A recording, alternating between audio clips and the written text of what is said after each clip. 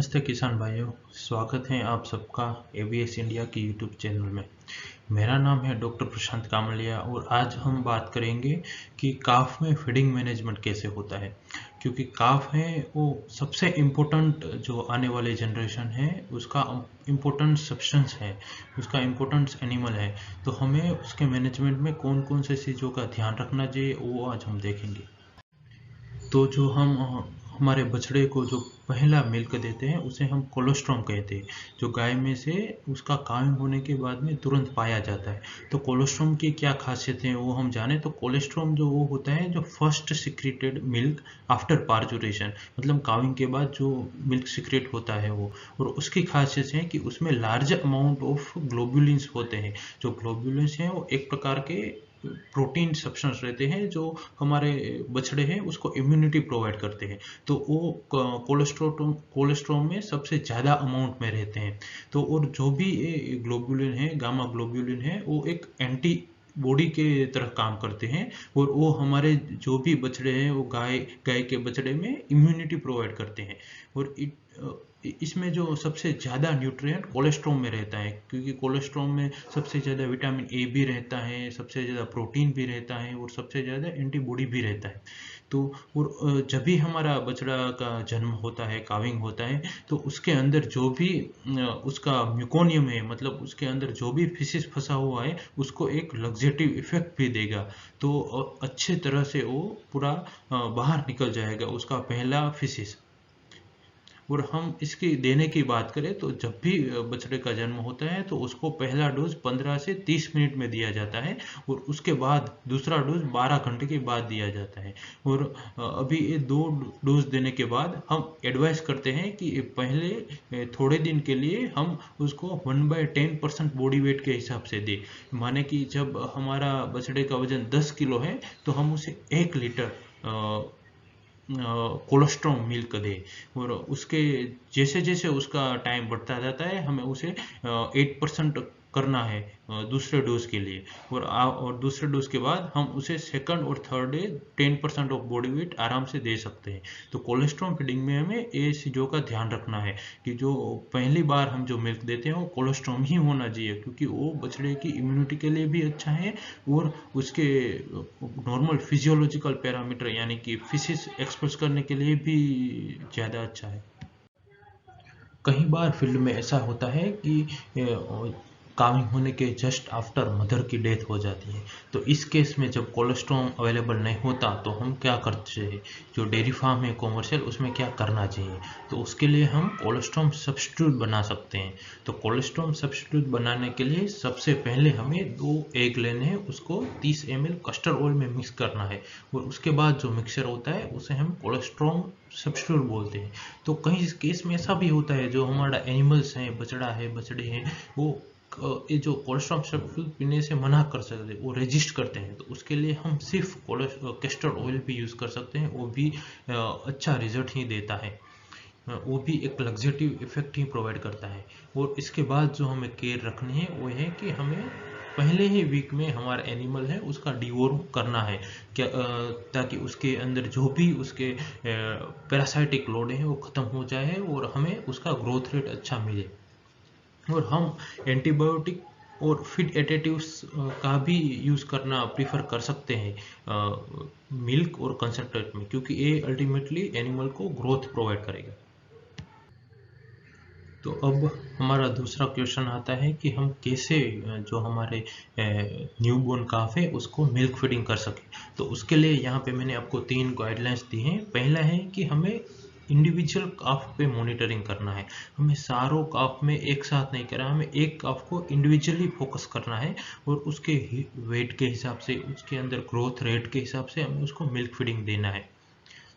और जो हमें खास बात ध्यान रखनी है कि हमें कोई भी काफ ऐसा ना हो जो ज़्यादा पी ले दूध और कोई भी काफ ऐसा ना हो कि जो कम पी ले दूध, क्योंकि उससे क्या होगा कि जो ज़्यादा दूध पिएगा वो उसके अंदर अल्टीमेटली ब्लोट का प्रॉब्लम आएगा, उसका जो पेट है वो बड़ा हो जाएगा। और जो अंडर फीड रहेगा उसका जो प्रॉब्लम आएगा कि उसमें अच्छा ग्रोथ रेट हमें नहीं मिलेगा। तो हमें एक खास ध्यान रखना है।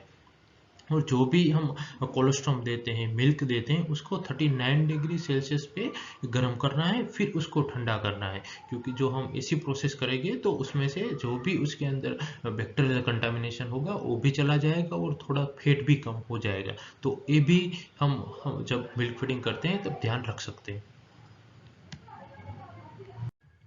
और जो भी हम मिल्क का फीड करते हैं उसकी फ्रीक्वेंसी क्या होनी चाहिए, मतलब किस अंतर पे हमें वो फीड करना चाहिए। तो उसके लिए जो पहला वीक है उसमें हमें दिन में 3 से 4 बार उसे थोड़ा थोड़ा करके देना है। और कितना देना है वो हमने आगे देखा है, 1/10 ऑफ देयर बॉडी वेट, मतलब जिसका 10 किलो वेट है उसको 1 लीटर मिलेगा ऐसे। और जो फर्स्ट वीक में हम 3 से 4 बार देंगे और उसके बाद 2 टाइम देंगे, और वो हम 90 दिन तक चलाएंगे। 90 दिन तक हमें फिर, मतलब कि उसके फिर 2 महीने तक, 3 महीने तक हम उसको 2 टाइम देंगे। और पहले एक वीक में हमें 3 से 4 टाइम देना है। पहले फ्रीक्वेंसी ज़्यादा रखनी है, थोड़ा थोड़ा करके ज़्यादा बार देना है। तो उससे क्या होगा कि उसके अंदर डाइजेशन कंप्लीट हो जाएगा। और जो जिसमें भी हम हमारा मिल्क स्टोर करते हैं और जिसमें भी हम उसको ऑफर करते हैं, जो हमें ख्याल रखना है कि वो प्रॉपरली क्लीन होने चाहिए, उसमें कोई भी कंटामिनेशन नहीं होना चाहिए, उसमें डंग नहीं होना चाहिए। कि जो ये सारी चीज़ होगी तो उसमें जो भी हमारा एनिमल है उसमें डायरिया होने के चांस रहेंगे और भी बीमारी होने के चांस रहेंगे। और जैसे हमने आगे देखा कि ओवर फीडिंग को हमें प्रिवेंट करना है, ओवर फीडिंग को हमें होने देना नहीं है, क्योंकि ओवर फीडिंग से इंडाइजेशन होगा और वो अल्टीमेटली हमारे फार्म में, हमारी काफ में मोर्टालिटी में एक कंट्रीब्यूटिंग फैक्टर रहता है। तो जब हम मिल्क फीडिंग करते हैं तो हमें हमारे काफ को ट्रेन करना पड़ता है, क्योंकि उसके जब उसका बर्थ होता है तो वो अपने मदर के जो टीथ हैं उसमें से मिल्क लेने से ट्रेन होता है। लेकिन जब उसका जैसे ही उसकी एज बढ़ेगी उसको हमें अपने अपने आप मिल्क को डाइजेस्ट करने, अपने आप मिल्क को ड्रिंक करने के लिए ट्रेन करना पड़ेगा। तो इसके लिए हम क्या करेंगे कि हमारे जो 2 फिंगर्स हैं उसको, जो भी हमारा कंटेनर है उसमें डिप करेंगे और हम काफ को एडवाइस करेंगे, मतलब काफ को उसके मुंह के आगे लेके उसको वो जो हमारी फिंगर्स हैं उसको सक करने देंगे। तो जैसे जैसे वो सक करेगा उसके साथ साथ मिल्क भी उसके अंदर जाता जाएगा, और थोड़ा टाइम ऐसे करने के बाद काफ अपने आप मिल्क लेने के लिए कैपेबल हो जाएगा। तो जो हम ट्रेनिंग करते हैं उसमें हमें खास ध्यान रखना है कि जो एनिमल्स बहुत ही, जो काफ बहुत ही ज़्यादा एक्टिव है, बहुत ही ज़्यादा वायलेंट है, उसको हमें लास्ट में रखना है, उसको हमें मिक्स करने के अवॉइड करना है, क्योंकि ये अल्टीमेटली फाइटिंग क्रिएट करेगी। और जो हम देखते हैं कि जो केटल के काफ होते हैं वो कंपेरेटिवली इजीली ट्रेन हो जाते हैं, लेकिन जो बफेलो के काफ होते हैं उसके लिए हमें ज़्यादा टाइम देना पड़ेगा, ज़्यादा पेशेंस रखना पड़ेगा, क्योंकि उसमें थोड़ा उसको ट्रेन करना थोड़ा मुश्किल रहता है। और जैसे ही हम फीडिंग करेंगे तो उसके बाद थोड़े टाइम के बाद हमें उसका रूमेन डेवलपमेंट में भी ध्यान रखना पड़ेगा, क्योंकि जो हमारे पास बछड़ी आई है और नॉन रूमिनेंट है, तो उसके अंदर हमें रूमेन के हिसाब से फूड देना नहीं है। तो उसमें हमें सेल्यूलोज देना नहीं है, क्योंकि वो नॉन रूमिनेंट है तो वो सेल्यूलोज का डाइजेशन नहीं कर पाएगी इनिशियल स्टेज में। और जैसे मैंने कहा कि हमें उसके रूमिनेंट नहीं है तो उसको रूमेन डेवलपमेंट में भी कंट्रीब्यूट करना पड़ेगा। तो इसके लिए हम उसको लेग्यूम है फर्स्ट वीक से देना स्टार्ट कर सकते हैं थोड़ा थोड़ा।